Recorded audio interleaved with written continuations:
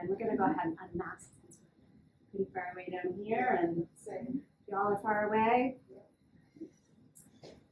So again, my sincere gratitude for you for being here, and also for you. This is Megan Gordon-Kane, who is here from Feminist Women's Health Center.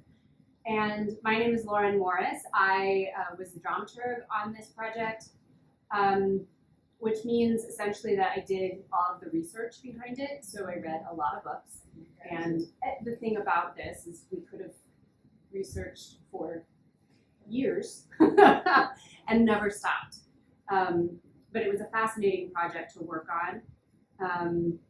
And we're especially lucky to have you here because not only do you do this work in the world at Feminist Women's Health, but you also are an attorney.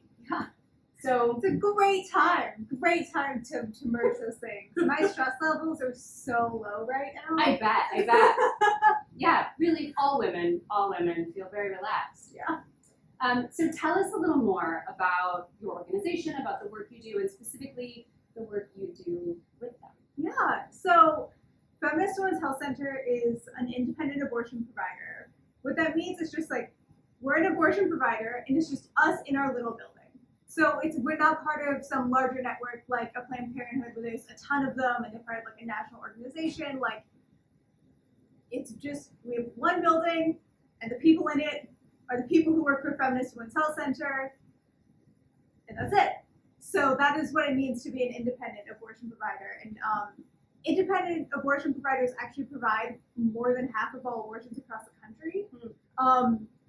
So we tend to like fly under the radar a lot. And so in that sense, we're grateful for Planned Parenthood for like sort of getting a lot of the shit. Because like everybody knows them and is always like attacking them, but also in that sense, like I think a lot of the resources and attention also goes disproportionately to the higher profile names in the field as well. We're up here too, y'all. But what I love about Feminist Center in particular is that we have really deep roots in Atlanta. We have been here since 1976. And we work out of the reproductive justice model, which looks not just at actual healthcare provision, but and not just at like your legal right to access that healthcare, but at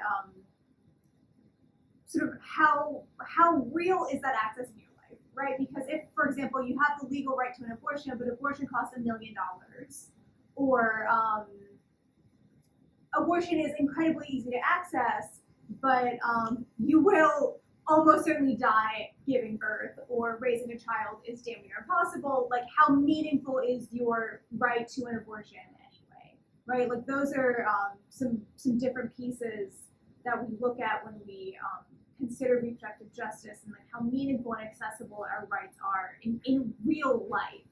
It was a framework created in the 90s by Black women out of an understanding of the way that the feminism of the 60s and 70s and the focus on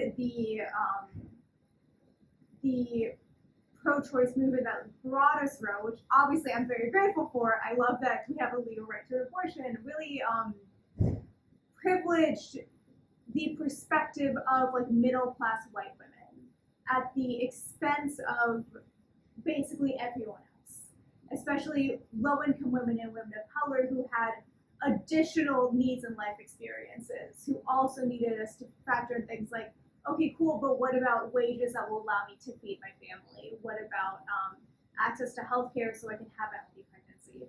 Things like that. And so as we are providing abortion care at Feminist and fighting for like safe and legal and expanded abortion care, we're also working on those things as well, which I'm just really happy to be a part of, a more holistic and intersectional approach to that work.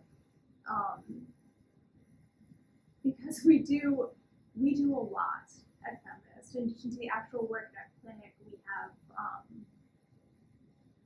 we do voter registration. We have a fellows program where we train up young activists. We have a Lifting Latinx Voices program that is designed to do basically like basic education about sex ed and consent and general reproductive wellness with Georgia's immigrant community. And then there's me. I do our advocacy work. As you mentioned, I'm a lawyer by training. My life revolves around Georgia's state legislature, which is in session January through March. So during those times of year, you can usually find me running around our state capitol all day, every day, and sometimes late into the night. And then the rest of the year, I'm usually thinking and planning for the next session already. So that's a quick, maybe not so quick, but that's a snapshot of what we do at Feminist Center. We do a lot. Small team do have a lot going on. Like so many nonprofits, and because you have to do a lot, it is required right now. One thing a couple of things I want to address. First of all, that we are two white humans talking about these issues which affect so many people of color and disproportionately so. Mm-hmm. So I just want to say that so it's transparent. And also, I wondered if you could just quickly, you talked a little bit about intersectionality, and something that I learned through this process was to be a little more careful about what I'm saying when I say women's access to abortion care or just reproductive care, because as we move forward in the world to a place where we can include all people, it is not always people who identify as women who have reproductive ability.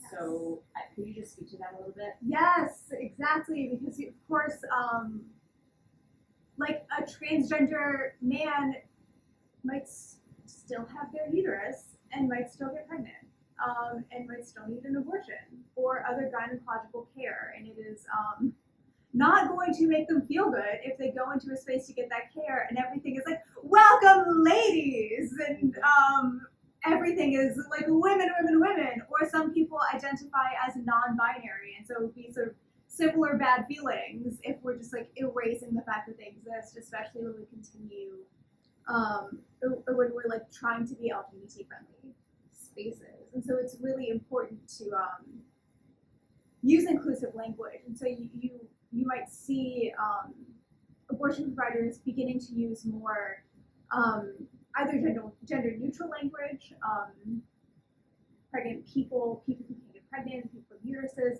I'm Southern, so I like folks. Yeah. Y'all and folks is a really useful thing. Yeah, or just being really inclusive and just naming cisgender women, non-binary people, Mm-hmm. and trans men.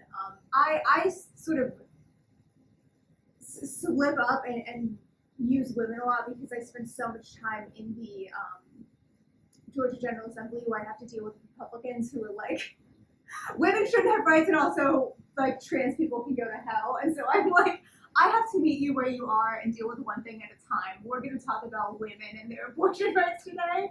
Yeah. And so I try to like switch back and forth Sure. depending on the space I'm in, and I don't always succeed. So you might catch me in that today. It's not for lack of intention. I just like No, I do a lot of jumping because my intention and what I think is helpful is to try to meet your audience where they are. Absolutely.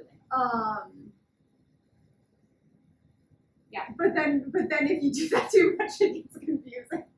Yeah, and I really wanted to address it just because I know that Feminist Women's also addresses it in their work really clearly. Yeah. And so I think it's awesome. So I just wanted to put that out there because I think it's something that we all can learn more about. Exactly.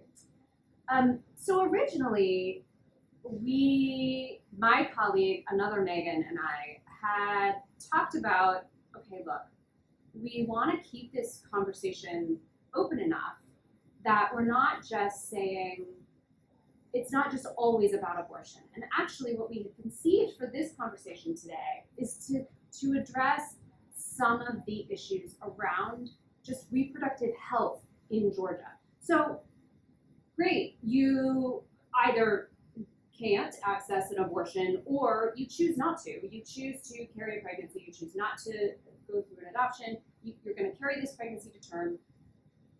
What does that mean? And specifically for us, what does that mean in Georgia? And talking a little bit about maternal health. These were issues that were important to us, my colleague and I, because I nearly died in giving birth, and she also had a lot of complications with health insurance, and it was just a minefield. And here we were, two relatively privileged people, and the issues were still so present for us. Mm-hmm. So that is one thing I also just want to touch on a little bit about the challenges for people who do give birth. Yes. I mean, like, the best case scenario, pregnancy is really hard on the body. A lot of people who can get pregnant, for example, like, to start at the very beginning, a lot of people who can get pregnant are like taking medications that they have to stop taking before they get pregnant, because we're like managing chronic conditions that require medications that aren't good for pregnancy. Like, if I were to be trying to have a baby like in advance, I would have to stop taking my migraine medication that like prevents my migraines. My medication that like makes the migraines go away is very bad for like pregnancy. So there's like, what, you get like 2 Tylenol a day or something when you're pregnant? That, I guarantee you, is not going to do jack shit for my migraines. So there's like a whole ton of suffering right there. And then also, like, for me personally, like, I would have to like stop taking my antidepressants. So like, they're like, right, like, just for me personally, like, there's like a bunch of health issues I'm already going to be navigating to have a baby, and those are like relatively simple ones. It's just like, have fun with your suffering. You're like healthy, like you're going to be okay. You're just gonna suffer for a while, and then you'll get back on your medications after you have your baby. But for a lot of people, like, the health issues are not that simple. And then even if like the best case scenario is like you're exhausted because your body is immediately like, I have to make a human, that's what all my energy is for now. And at a certain point, like, all of your organs squish up into your body like this, and you can't breathe, and like your feet hurt and you're swollen. Like, pregnancy is, you have to pee every 15 minutes. Like, pregnancy is really, really hard on the body in ways that we really don't appreciate, and that doesn't make it into the dialogue. And it's if your pregnancy is healthy. Like, you mentioned that, like, you and other Megan, as we've been calling each other affectionately, both had different issues in your pregnancy, and that like pregnancy complications, I think, either for the person who's pregnant or the fetus, are a lot more common than people realize. Like, just anecdotally, like, I know a lot of people who almost died giving birth. Like, that, like, it's not a cakewalk. Right. And I know a lot of people who had significant health complications, like, with their fetus, and had to either like induce early or like had to end their pregnancies. Like, it's not a simple thing to like, okay, just do this thing with your body and the body that is developing inside you. Like, we just need to like stop this narrative that pregnancy is like all baby bumps and like glowing and baby showers, and then like, okay, so like just do this. Like, we really need to understand how medically complicated it is, and also like it's expensive. Like you mentioned, other Megan had issues with insurance. Again, the best case scenario, have fun with your like copay every few weeks when you go to the doctor, right? Like, that's if you have insurance, and if you don't have like shitty high deductible health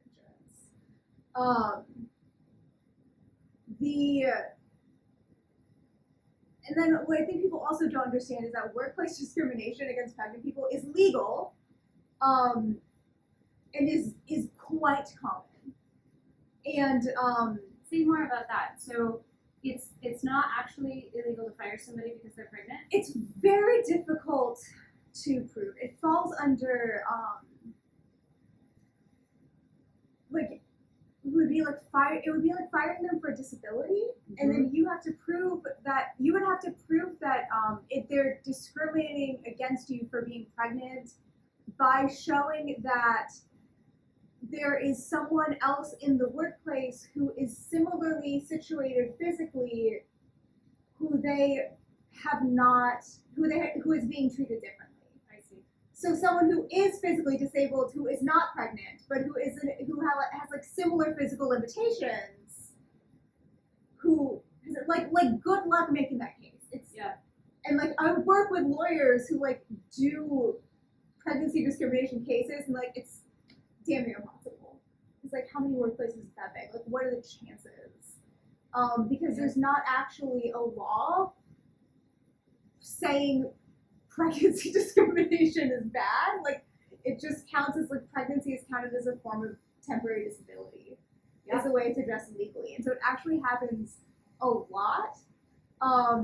Like especially in jobs that require like physical movement. Like if you have a white collar job where you're at a computer or something, it's not as common as we would think anymore. Where it's like we think of that if we're more privileged to work in the type of workplace where like you're at a computer or something or a desk all day, we think of that more as a thing of the past, of like, oh, women, you're pregnant now, go be a mom in the kitchen. But if your job requires lifting, right, or movement, like what happens a lot is like, hello, I am pregnant, I'm now no longer able to lift anything heavier than X. My doctor says you have to give me light duty, and they look, yeah. Or like, okay, you're at part-time now, or your hours are reduced, or you're demoted, or like there's just consequences for that. Yeah. I don't think I realized that. What else is something that you think would surprise us?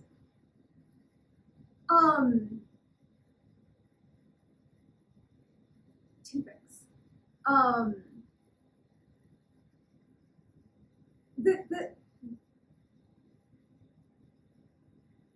There's one really simple solution to like one really simple policy solution to this, and then there's one like really, really complicated solution.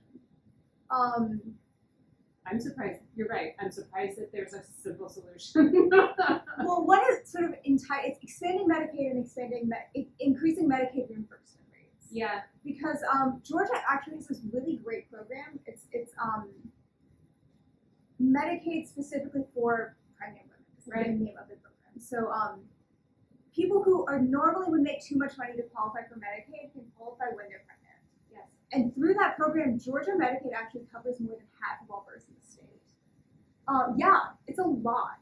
And so what the great thing about that is that any changes Georgia makes to that program has a really wide impact. Yeah. The problem is that the Medicaid reimbursement rates, like how much your doctor actually gets paid when they see a Medicaid patient, are so low that a lot of doctors won't take those patients because they actually lose money.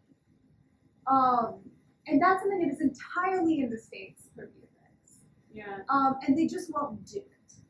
And similarly, like expanding Medicaid would actually go a really long way, because a lot of the things that we see causing deadly or just like very serious complications for pregnant people are existing health issues that are exacerbated by pregnancy.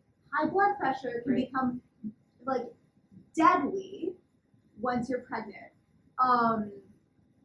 And so if we can do things like expanding Medicaid so people who don't have enough access to care to be able to manage chronic conditions before they are pregnant,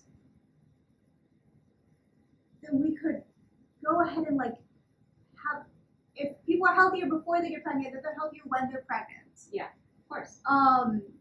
So that would be a really easy set of of solutions that could probably have a really huge impact on our maternal health and mortality rates. But one of the reasons we don't do that is actually a really good segue into my more complicated problem, which is racism. Yes. That. Yes. Because we can't talk about this without talking about the fact that nationally, Black women are more than twice as likely than white women to die in childbirth. And in Georgia, the racial gap in maternal mortality rates is actually lower, but that's because white women in Georgia are dying more than the national average. Like Georgia's just, it's not because like Georgia's doing better, it's because Georgia's actually messing up so badly that like people who you don't see dying elsewhere in the country are dying more here. Mm-hmm. And that's when you control across, like, we're looking at like why are Black people dying more in childbirth? That's when you control across income, across like where they get their care, across education levels. Like it is because of race and racism.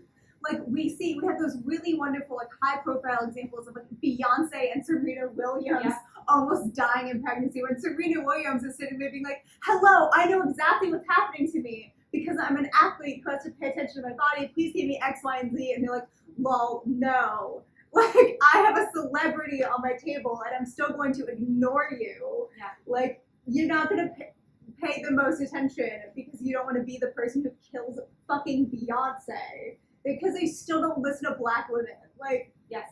Like, that's, and that, like, imagine if that's what happens to global celebrities who have access to the best care available in this country, who are able to clearly articulate and identify what is wrong with them and ask for the precise care that they need. What do you think is happening to everybody else? And that's not, like, that's just because the doctors are racist and, like, don't believe them. Like, that's just, and that's not, like, me being an asshole. Like, that's just, like, so well documented at this point. Yes. Like, the problem is that overwhelmingly, if you look at, like, who is practicing obstetrics and gynecology, it's white people who are bringing their implicit bias and applying it to their Black patients, and are not treating them with the care and respect that they deserve, and that has deadly consequences. And that also, we see that in our policymakers too, because when we talk about, like, we need to expand these programs, we need to invest in things that even make it easier to raise children, like childcare, raising the minimum wage, things like that. You get the same attitude when we talk about expanding Medicaid reimbursement rates, which is like, well, it's those people, it's for takers, and people should be able to be independent, and it's basically like harkening back to like the Reagan welfare queen racist trope, but in more modern language. But like you know that like they're using coded language, and you know they're thinking and talking about Black people. You know they're not talking about like, we don't want to help those poor white people. That's not what they're saying. It's racism is getting in the way of putting in place programs that would save people's lives and would help our communities thrive and make it easier for everybody. Like, how much easier would it be for everybody to survive this pandemic if we had better like childcare in place, right? Like, but I mean, how much easier would it be for like affordable childcare has been a problem. Childcare costs as much as college tuition in the state of Georgia. Yes. How much easier would it be if the government invested more in subsidizing that for people? But like, racism always gets in the way of making those investments because they're worried about who is going to use that. Okay, so the next thing I want to move on to, because what you just said, all of that is true. I know it to be true. I know it personally to be true. I know it statistically to be true, and it is devastating, and for me anyway, paralyzing. So what I want to move on to next is what we can do, like actually do, But I just want to make sure, do you have any questions? Is there anything you want more information on or more clarity Two on? things came. First of all, I want to thank you for all the research you did in the play. Oh, Chris. I felt I knew a little bit here and there about Roe and about the history, but I learned so much. From the play was just so beautifully done, and obviously you did so much research. So thank you very, very much Thank you for for saying that. that. And I'm fascinated by what you do, Megan. And I have two questions. Where is your office physically located? We're in the North Druid Hills area. Do you know where like right off the 85 access road? Right, I know where there used to be a school there called Kittredge. It was a magnet school. It's just right there by the Children's Hospital. Yeah. Right, Basically, right. like right behind the Target. Right, there's a McDonald's, and yeah, I used to commute there when I lived in DeKalb County. Yep, right there. And secondly, do you have any need for volunteers of any sort, or? Yeah, we so yes, and like our volunteer program is starting to like lift back up. We sort of went to hibernation post. Okay, well, the reason I ask is after working 50 years full time, and most recently as a legal assistant, so I work at Buckley Beal. I don't know if you're familiar with that, but we do employment law for the plaintiff, and I've had a lot of different cases about pregnancy discrimination and other. But I finally retired April 1st. So right now I'm just in my dream state, and I'm just playing a lot. But eventually I would like to get involved in causes and nonprofits that are really passionate to me. So that's the reason I'm asking. Just for the future, maybe I could just keep an ear out or something. Let me send you somewhere better, actually, Okay. which is not that we're not fabulous, but it's incredibly likely that the Supreme Court is going to overturn Roe soon, or at the very least that they're going to like set us up for Georgia to be able to restrict abortion even more than we already are. And so what that's going to mean is that patients are going to have to travel even more than they already do. And they already do have to travel a lot because most of the state's clinics are in metro. Exactly. Or they're going to have to get out of state. And the organizations that help them do that are called abortion funds. They help pay for abortions because insurance doesn't cover it.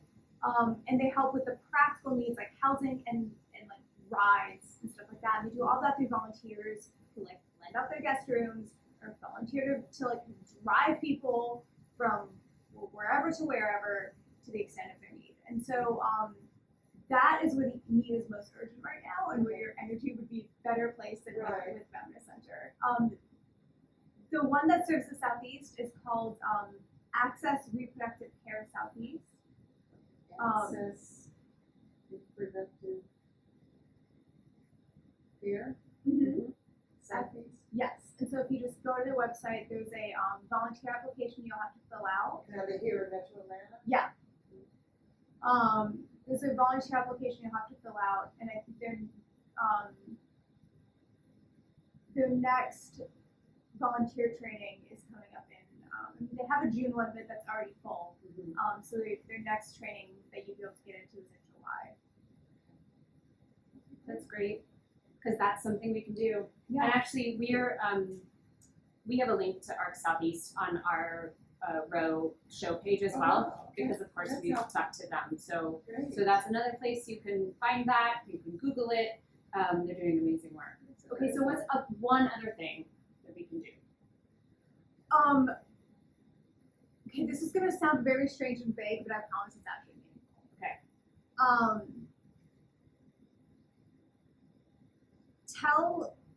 Reach out to your elected officials and candidates and tell them that you want the state of Georgia to like keep doing stuff to work on maternal mortality, these issues. Because here's what happened: is that last year, Georgia passed a law, or I guess this past legislative session, Georgia passed a law expanding the coverage from that great Medicaid for pregnant folks program from like 6 months postpartum to a year postpartum. Really important.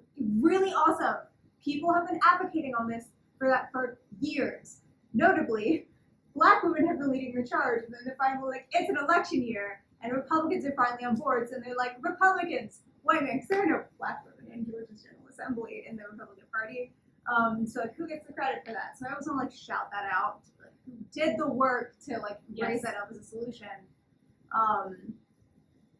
But so the way this works in politics is that like the technical term is like the Overton window. Like there's a window for an issue. Like we built the pressure, and so there's like we created a window for like do the thing on maternal mortality. Now they did the thing, and window closed.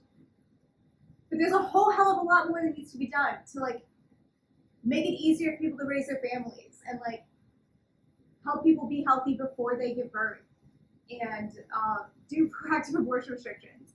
And so simple things like reaching out to your legislature to say, hey, that was great, but you're not done. Yeah. You can't be like, cool, we did that. We're gonna wait to see how that works. And then we'll get a few years of data and then come back 10, 15 years down the road and then see what else needs to be done. That's not okay. So as a lobbyist and policy advocate, it really does matter if we reach out, even if our representative is a Democrat? Yes. Like, it matters? Yes. Because here's, like, even for the Democrats, like, I mean, the window thing is real for them, Yeah. too. Yeah. Especially with like issues, like they need to know what their constituents are caring about, and it's a partnership. Like I get, especially when there's like not a bill, and I'm like, please just reach out and say, I want you to keep working on this. I know you did this thing. I get a lot of people being like, I'm sorry, what? That's hella vague, and I'm like, okay, but here's the thing. They get 20, 25, 30 emails saying, hey, I want you to keep working on maternal mortality, or I really care about yada, yada, yada. Please do proactive abortion legislation from their constituents. And then they come to me and they're like, my constituents really want me to do something about abortion legislation. Do you have anything? Or when I come to them and they're like, I see. and then I'm like, hey, I have a bill for you. They're like, oh my God, great. Like you create a problem for them. And then I bring the solution. And then it's like a partnership. So That's fantastic. yeah, constituents create pressure on legislators to like act the way you want them to act. And then like I go do the nerd thing and like come with the like written out policy solution for it. Great. Because I'm really worried that like after all of these years of them being like, we have to do stuff about maternal mortality, like the window's gonna close and it's gonna be another 10 to 15 years before they finally are like come cycle back to it. And I'm really grateful for this extension of the insurance coverage. I do believe it's gonna make a difference. Yes. And also like one death is too many. Yes. And like there is a lot more we can do. Like is it like I just ticked off, like I just gave you like two simple things off the top of my dang head when I was prepping this afternoon that like I know would make big differences in people's like health and wellness giving pregnancies. And I'm not even a maternal health expert. Like so there's a lot more that the government could be doing, and we need to keep the pressure on them to keep doing things and not just be like, okay, we did a thing. We can put the issue to bed for a while. We need to let them know that we expect them to keep trying to solve this problem. I think that's really helpful because it's not just vote and we're done. It's vote and keep the pressure on. Yeah. And have a relationship with your representatives. And I want you to understand also, like the Georgia's General Assembly, like reaching out to your elected officials at this level, it's not like Congress. Right. This is why I love state government. It's this really beautiful intersection of access and power, because nobody ever talks to them. I had a rep tell me once that if they get 10 emails on an issue, they're like, oh my God, why are all of these people emailing me? I've had elected officials tell me that like if a bill comes up and like they're like, I don't know how strong video this, they search their emails and be like, how are my constituents, what do my constituents want, and that's how they'll vote. Like they do keep tabs on how their people are reaching out to them. Like I've had elected officials be like, I got 80 emails on this weird bill about possums today. Like, what's going? Like they are, and they're like, what? Why do I have 80 emails about this? Like, they are keeping tabs, and also because it's not as high profile as Congress, like your messages actually get through. Yeah. And so I don't want you to feel like you're screaming into the abyss when you reach out to your elected officials, because you're not, and you never are. You're especially not right now, because this is an election year. Yes. They are all running for office. And even if they're running uncontested, which a lot of them are now past the primaries, Right. they're still, I mean, it's still an election year. None of, like, a lot of the good ones, I mean, there's gonna be a few assholes who are like, whatever, but like the good ones are still like gonna feel like some need to like earn your vote.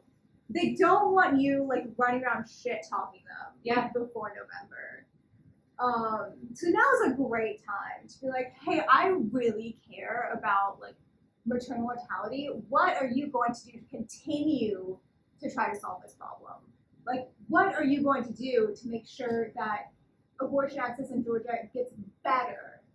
Like, what's your plan for that? Like, I know that you're in the minority, but like, what's your vision if you could do that? Like, now's an ideal time to like force them to think proactively.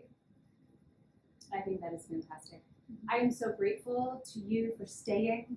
I am so grateful to you for being here, and deeply grateful for the work you are doing in the world for all of us. And I thank everybody who stayed with us and watched this online. I feel honored that I was here. And we are honored as well. Last name? Yours? My last name is Morris, Lauren Morris, and Megan Gordon-Kane. Thank you. Spell your first name? Lauren, Laureen. Okay. And so you work here with Horizon for other things I'm too? a freelance artist, so primarily I'm a director, Okay. and I worked on this project because I care about it. So is it the and first time you've worked on a program that you've done other things here? Yeah. I directed the cake a couple years ago, and Okay. I helped run the apprentice company here. Okay. So yeah. I've been coming here on and off since I moved to Atlanta in the 80s, so yes, I love this theater. We're so glad you're here. Thank you. I need to once again become a season ticket holder. I've kind of been on and off doing that, but Well, I'm now you have time. Oh, No. yeah. Yes. Definitely. All right. Thank you. Well, thank you for a beautiful play and for this beautiful talk. I feel honored. I'll always remember this. I know. That's Thanks very for special. staying. Thank you so much. Thank you.